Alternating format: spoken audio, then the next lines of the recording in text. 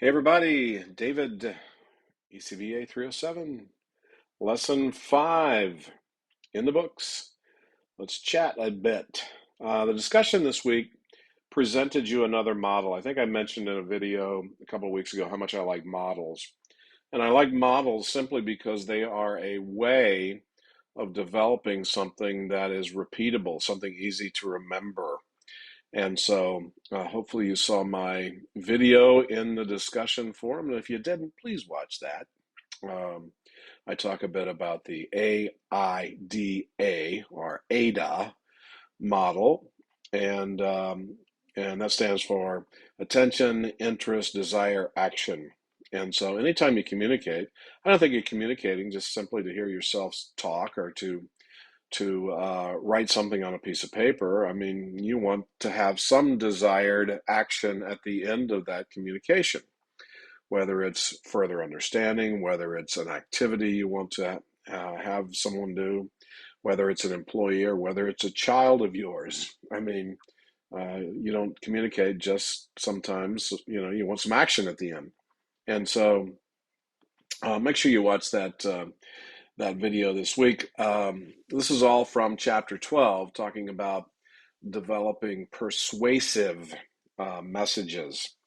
And much of what you will be doing in business and professional settings will be encouraging, as I mentioned last week, to get the reader, the listener, to say yes and to do something.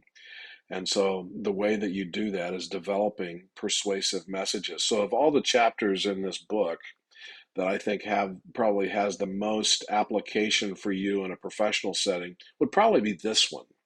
And so if you're only going to reread one chapter, reread this one, okay? And then the assignment this week, as you go into the textbook, I actually like this. I normally don't use examples from the textbook because I think they're tired and kind of lazy sometimes. But this one I actually liked because um, what you're doing is you've had this strong sense that your company could be using social media better, um, and as it relates to blogging and doing wikis and other type of new media activity.